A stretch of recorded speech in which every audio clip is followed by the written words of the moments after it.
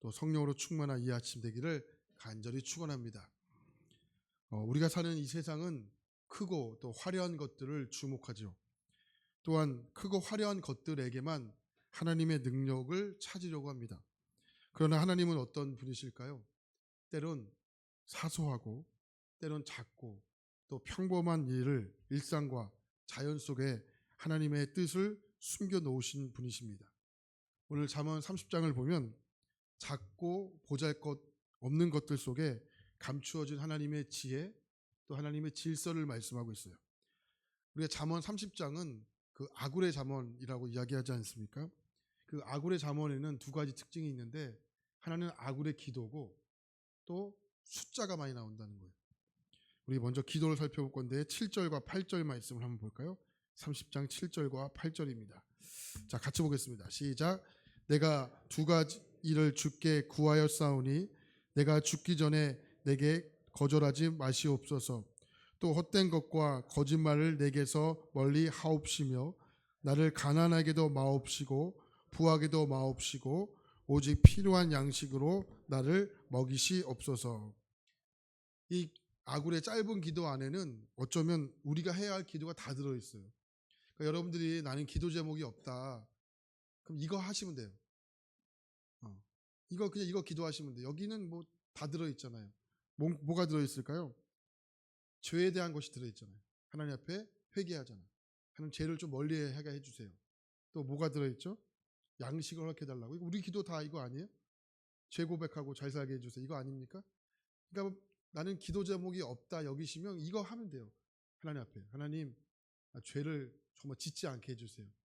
또 하나님 잘 살게 해주세요. 요거 기도하시면 됩니다. 두 번째 특징은 숫자인데 오늘 읽었던 본문 말씀에 이게 자주 등장을 하는데 먼저 깨닫지 못하고 이해하지 어려운 자치가 서너시 있다 이렇게 표현하죠. 18절과 20절 말씀 보겠습니다. 자, 같이 볼까요? 시작. 내가 심히 기이 여기고도 깨닫지 못하는 것 서너시 있나니 곧 공중에 날아다니는 독수리의 자치와 반석 위로 기어다니는 뱀의 자치와 바다로 다니는 배의 자치와 남자가 여자와 함께한 자치와 음녀의 자치도 그러하니라. 그가 먹고 그의 입을 씻음같이 말하기를 내가 악을 행하지 아니하였다 하느니라.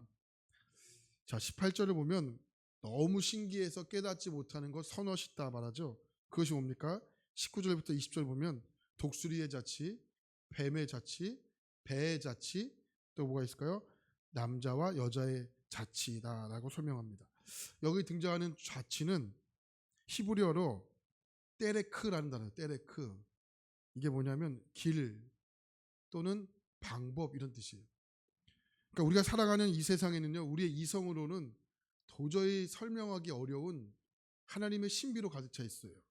자, 그것이 뭐냐면 독수리가 공중에 날아다니는 길, 또 뱀이 바위 위로 지나가는 길, 또 배가 바다 가운데로 지나가는 길, 남자와 여자와 함께하는 길. 네. 여러분 우리 눈에는 보이지만 이게 흔적이 안 남아요. 혹시 독수리가 하늘로 날아다닐 때 흔적을 남긴 것을 보신 적이 있습니까? 뱀이 바다 위로 그 바위 위로 지나가질 때 흔적을 보신 분 계세요? 배도 마찬가지고 남자와 여자의 사랑이라는 감정은 가장 인간적인 동시에 가장 설명하기 어려운 신비잖아요. 그러니까 이렇게 우리가 살아가는 세상은요 흔적도 없이 지나가지만 하나님 그 안에는 하나님의 신비로운 어떠한 신비, 질서들이 가득 차 있죠. 혹시 내가 왜 1960년도에 태어났고 내가 우리 집안에 태어났고 의미를 정확히 아시는 분 계세요?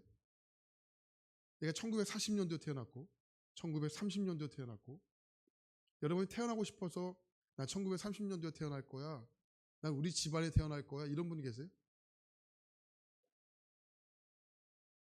없죠. 난 알고 있다. 그럼 빨리 하산하세요. 어, 여기 있을 필요가 없어요. 그럼 창조주의 입장이잖아요. 그죠? 그러니까 창조주의 입장에서는 뜻을 갖고 있지만 피조물인 우리는 모른다고요. 그러니까 여러분이 자꾸 창조주의 입장에서 만든 것들을 가지고 불평하지 말라는 거예요. 불평하면 하나님은 고단스러운 것이 없어요. 하나님은 뜻을 갖고 있기 때문에. 근데 그 뜻을 모르는 우리는 그 뜻을 알고자, 그 뜻을 이해하고자 무단히 노력하지만 뜻을 알 수가 없어요. 그냥 우리는 이해하는 것은 하나님 믿는 것뿐이에요. 하나님을 신뢰하는 것뿐이죠. 하나님은 뜻을 갖고 계시겠지. 내가 왜 우리 집안에 태어났는지 나는 모르지만 하나님 뜻을 갖고 계시겠지. 그냥 믿고 넘어가는 거예요. 할렐루야. 이게 피조물인 우리가 창조주 입장 앞에서 해야 할 일이라는 거죠. 자, 이런 의미에서 본다면 그리스도인들의 삶은 어떠한 삶이냐면 흔적을 남기지 않는 삶이에요. 우리나라에서는 유교적인 사상이 있어서 호랑이는 가죽을 남기고 사람은 이름을 남긴다 하잖아요. 근데 사실 예수님을 믿는 삶은 이 땅에 무엇을 남기는 삶이 아니에요. 왜요? 우리는 이 땅에 목적이 있는 것이 아니기 때문에 그래요. 그래서 여러분, 오직 예수 그리스도를 믿는 삶은 이름을 남기는 삶이 아니고 자취를 감추는 삶이라고. 자, 창세기 11장을 보면 바벨 탑이 나오는데 바벨 탑을 쌓는 기록이 나와 있잖아요. 그 바벨 탑을 왜 쌓을까요? 목적이 있기 때문에 쌓겠죠. 자, 4절 보면 그 목적이 나와 있는데, 자, 또 말하되 자 성읍과 탑을 건설하여 그 탑 꼭대기에 그를 하늘에 닿게 하여 우리 이름을 내고 또 온 지면에 흩어짐을 면하게 하자 하였더니, 이렇게 말하죠. 바벨탑에 쌓는 목적이 뭘까요? 정확한 목적이 나와 있는데 우리 이름을 내고예요. 우리 이름을 내고. 그러니까 바벨탑의 목적은요, 흔적을 남기는 삶이다. 이름을 내는 거잖아요. 이름을 내는 것은 흔적을 남기는 거잖아요. 그러니까 우리 그리스도의 삶은요, 이름을 남기는 삶이 아니라고요. 흔적을 오히려 감추는 삶이에요. 자, 우리 예수 믿는 사람은 세상에 흔적을 남기지 않는 삶입니다. 뭘 남겨야 될까요? 이게 복음의 씨앗을 남기시면 돼요. 복음의 씨앗을 남기고 나는 자취를 감추시면 됩니다. 이게 사도 요한 아니에요? 그죠? 그는 흥하여야 되겠고 나는 없어져야 된다. 이게 사도 요한의 사명이었죠. 히브리서 11장을 보면 믿음의 사람들의 이름이 기록되어 있는데, 그런데 대다수의 사람들은 이름이 기록이 안 되어 있죠. 그리고 이렇게 기록되어 있어요. 1장 13절에 보면 땅에서는 외국인과 나그네임을 증언하였으니, 이렇게 말하죠. 여러분, 지나가는 외국인들이 누군지 압니까? 쟤는 스미스야 막. 여러분, 지나가는 외국인들을 아세요? 저는 모르겠는데. 우리의 삶이 그런 삶이에요. 외국인의 삶이라고요. 그러니까 외국인과 나그네에 불과한 거예요. 그럼 그 이유가 뭘까? 14절에 보니까 쉬운 성경으로 이것은 그들이 진짜 고향을 찾고 있다는 것을 나타내기 때문이다, 이렇게 말해요. 그러니까 우리의 삶의 흔적과 이름은 오직 하나님 나라의 기록이 된다는 거예요. 이렇게 살 때 어떤 일이 벌어지느냐? 38절에 보니까 이러한 사람은 세상이 감당하지 못한다, 이렇게 말해요. 38절에 쉬운 성경에서 보면 세상은 그들에게 아무 가치가 없었습니다, 이렇게 표현해요. 비록 우리가 이 세상에 살고 있지만 이 세상이 우리의 목적이 아니기 때문에 흔적을 남기지 않고 하나님의 나라의 흔적을 남기기 위해서 우리가 예수를 믿는 거라고. 이게 예수를 믿는 사람들의 자세다라고 성경은 표현합니다. 또 잠언에서는 이것을 지혜다라고 표현하는 거예요. 자, 또 21절을 보면 세상이 도저히 용납할 수 없는 것이 선엇이 있다 표현하죠. 자, 22절과 23절 말씀을 함께 보겠습니다. 22절과 23절입니다. 시작. 곧 종이 임금된 것과 미련한 자가 음식으로 배부른 것과 23절 미움받는 여자가 이은 것이니라. 자, 세상이 도저히 용납하지 못하는 것이 있다. 종이 임금된 것, 또 미련한 자가 배부른 것, 또 사랑받지 못하는 여자가 시집 가는 것, 또 종이 여주인의 자리에 앉는 것. 이건 용납을 못한다는 거예요. 자, 왜요? 이거는 모든 질서가 뒤바뀐 상황이기 때문에 그렇습니다. 사람은 누구나 예외 없이 높은 자리에 올라가고 싶어 하죠. 인정받고 싶고 높아지고 영향력이 있는 자리에 누구나 앉고 싶어 합니다. 이건 누구나 합니다. 근데 성경은요, 단순히 높아지는 것, 높아지는 자리가 중요한 것이 아니고 그 자리에 합당한 사람이 되는 것이 더 중요하다고 표현해요. 그렇기 때문에 여러분, 자격이나 성품이 준비되지 않는 사람이 그 높은 자리에 서게 될 때 어떻게 된다는 거예요? 그 공동체의 질서가 무너진다는 거예요. 공동체가 혼란함이 찾아온다는 거예요. 특히 22절에 등장하는 종이라는 표현이 등장하는데, 이 종은요 단순히 신분을 의미하는 단어가 아니에요. 이 종이라는 단어는 쉽게 말하면 준비되지 않는 거, 준비되지 않는 사람, 책임감이 없는 사람, 품위가 부족한 사람을 가리켜서 종이다라고 표현한 거예요. 그렇기 때문에 종이 임금된다는 말은 책임감도 인격도 자질도 갖추지 못한 사람이 높은 자리에 올라갔을 때 얼마나 위험한 것을 말씀하고 있는 표현인 거죠. 그런 종이 힘을 가지면 섬기겠습니까? 그런 종이 욕망을 가지면 수단이 잘못되겠죠. 그로 인해서 공동체는 무너지는 거예요. 성경에 등장하는 대표적인 인물이 르호보암이지 않습니까? 르호보암이 준비가 되었습니까? 인격이 갖춰졌습니까? 성품이 훌륭했습니까? 그렇지 않잖아요. 르호보암은 기회가 있었다고요. 말씀을 들을 수 있는 기회. 백성들이 찾아오죠. 찾아와서 여러 가지로 이야기하지만 르호보암은 귀를 닫고 마음을 닫아요. 그 결과 어떻게 되었습니까? 나라가 둘로 쪼개졌잖아요. 우리도 마찬가지인데, 높아지는 것보다 중요한 것은 그 자리에 합당한 인격과 자질을 준비하는 거라고. 자, 요즘 세상에 벌어진 일들을 보면 사회적인 갈등이 심해지고, 가정 깨지고, 교회 시험 들고, 직장은 불의가 판치고, 성경은 이런 혼란한 이유를 단순하게 외적인 문제로만 말씀하지 않고 있다는 거 아시지 않습니까? 사람들이 하나님의 질서를 무너뜨렸기 때문이다라고 성경은 표현하는 거예요. 자, 이 네 가지 상황은 모두 공통점이 있습니다. 하나님의 질서가 무너졌을 때 일어나게 되는 결과물들을 말하는 거예요. 그리고 질서의 회복은 우리의 노력으로 안 된다는 것을 말하는 거죠. 그래서 누가 오신 거죠? 예수 그리스도가 오신 거예요. 그러니까 예수 그리스도가 오심으로 질서가 성립된 거잖아요.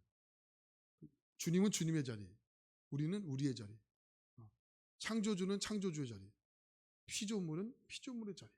그러니까 피조물이 자꾸 창조주의 그 위치로 가면 안 된다는 거예요. 그러니까 우리의 질문은 창조주의 입장에서 질문해야지, 피조물의 입장에서 질문해야지. 새벽엔 정신 차려야 됩니다. 창조주의 입장에서 질문하면 혼란스럽다는 거예요. 그러니까 우리의 인생이 혼란스러운 이유는 다 거기 있는 거예요. 우리의 인생이 왜 혼란스럽습니까? 창조주의 입장에서 자꾸 질문하는 거예요. 내가 여기 왜 태어났지? 나는 왜 이렇게 물질이 적지? 나는 왜 이렇게 몸이 건강하지 못하지? 이건 내가 할 수 있는 부분이 아니라고요. 이건 창조주께서 목적을 가지고 우리를 만드셨기 때문에 창조주의 질문에서 우리가 질문하면 혼란스러운 거예요. 뭐라고 질문하죠? 내가 건강하지 못하지만 이 건강하지 못한 것을 통해서 하나님께 어떻게 영광을 돌릴까? 그죠? 나는 우리 가정에서 왜 태어난지 모르지만 우리 가정에 태어난 이유가 있을 텐데, 그죠? 자꾸 이 혼란스러움을 극복하는 방법은 피조물의 입장에서 질문하는 거예요. 사람의 입장에 질문한 거지, 내가 하나님에 대해서 하나님의 입장에 질문하면 혼란만 가중시키는 거다. 성경은 그것을 이야기하기 위해서 오늘 말씀하는 거죠. 자, 예수님이 이 땅에서 가장 낮은 자리인 종의 자리에 오셨고, 종의 자리에 오셔야 누구든 구원할 수 있는 거잖아요. 그 자치가 있는 거예요. 길이 있는 거죠. 그리고 순종을 통해서 하나님의 질서를 세우셨잖아요. 자, 우리가 세상에서 이해할 수 없는 일들을 만나게 되는데 인간의 지혜로는 도저히 설명되지 않는 길들이 있습니다. 그것은 우리를 겸손하게 하여 하나님을 더 의지하게 하시는 하나님의 방법인 것을 아시기 바랍니다. 또 하나님의 질서를 무시했을 때 그 혼란함이 어떻게 오는지를 말씀하는 겁니다. 자격 없는 권위, 미련한 풍요, 준비 없는 관계, 성품 없는 상승, 이건 개인만이 아니라 공동체도 무너뜨릴 수 있다는 겁니다. 하나님의 길은 신비롭죠. 또 하나님의 길은 질서는 거룩합니다. 우리가 해야 할 일은 그 길을 헤아리기보다 믿음으로 따르고 그 질서를 내 삶에 지키는 것이다. 성경은 말씀합니다. 그래서 오늘 우리는 무엇을 결단해야 되느냐? 내가 이해할 수 없는 순간이 찾아온다 할지라도 언제나 하나님은 신뢰하겠습니다라는 겁니다. 한번 저를 따라 볼까요? 나는 틀렸고 말씀이 옳습니다. 한 번 더요. 나는 틀렸고 말씀이 옳습니다. 나는 맞고 하나님 따라하시면 안 되죠. 나는 옳고 하나님은 틀렸습니다. 이게 뭐예요? 이게 질서가 무너뜨리는 거예요. 언제나 우리는 이러한 자세, 나는 틀렸고 하나님 말씀은 옳습니다. 이러한 질서 있는 자세로 살아가시는 저와 여러분 되실 수 있기를 간절히 바랍니다. 정리할까요? 30장은 우리에게 이렇게 말해요. 크고 거창한 것이 아니라 작고 지혜로운 것이 하나님 나라를 세울 수 있는 것이다 말해요. 세상은 크고 힘 있는 것을 추구하고 집중하지만 하나님은 작아도 지혜롭고 또 약해도 순종하는 자를 하나님께서는 귀히 여기신다. 자, 오늘도 이 하나님의 말씀을 따라 하나님의 길, 하나님의 방법대로 여러분의 인생을 살아가는 복된 하루가 되기를 간절히 축원합니다. 기도하겠습니다. 하나님, 오늘 작지만 지혜로운 것, 하나님의 질서를 세우는 것, 또 하나님의 방법대로 사는 것, 하나님의 길을 추구하는 것, 하나님, 이것이 하나님께서 우리에게 말씀하시는 겁니다. 하나님, 우리에게 크고 위대한 것이 아니라 작고도 지혜로운 삶을 가르쳐 주셔서 감사합니다. 모든 상황 속에서 하나님의 질서를 지키고 겸손과 절제로 살아가게 하옵소서. 우리가 비록 약할지라도 지혜롭게 살게 하시고 하나님의 뜻을 이루어 드리는 복된 하루가 되도록 주님 인도해 주시옵소서. 오늘도 이 자리에는 또 영상으로 함께 예배드리는 하나님의 귀한 자녀들 가운데서는 여러 가지의 기도 제목을 가지고 이 자리에 나오신 분들도 있을 겁니다. 건강의 또 어려움과 또 하나님 가정의 어려움과 또 물질의 어려움을 가지고 하나님 정말 뜬 밤으로 하나님 밤을 지새우며 정말 어려워서 짓눌려서 하나님 또 긴 밤을 또 어렵게 보내신 분들도 있을 겁니다.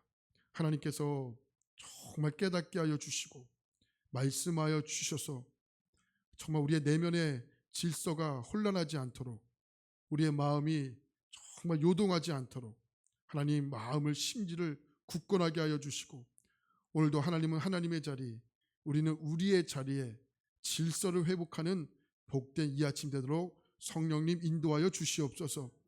특별히 우리가 드리는 이 새벽 아침 예배가 우리를 하루를 시작하기에 정말 중요한 자리인 줄 확신합니다. 하나님, 정말 하루의 시작을 세상에 있지 않고 말씀으로 시작한다는 것은 하나님은 하나님의 자리에 우리는 우리의 자리에 있겠다는 신앙의 고백입니다. 하나님, 오늘 우리는 우리의 자리에서 하나님 최선을 다하게 하시고 하나님은 하나님의 자리에서 우리를 반드시 이끌어갈 텐데 하나님 순종하며 그 길을 따라가는 복된 삶이 되도록 우리의 삶을 붙들어 주시옵소서. 오늘도 이 아침 하나님 간절한 마음으로 기도할 때 우리의 뜻이 아닌 하나님의 질서대로 하나님 응답하여 주시고 그 질서를 우리가 순종하며 나가는 복된 하루 되도록 역사하옵소서. 예수님의 이름으로 간절히 기도합니다. 아멘.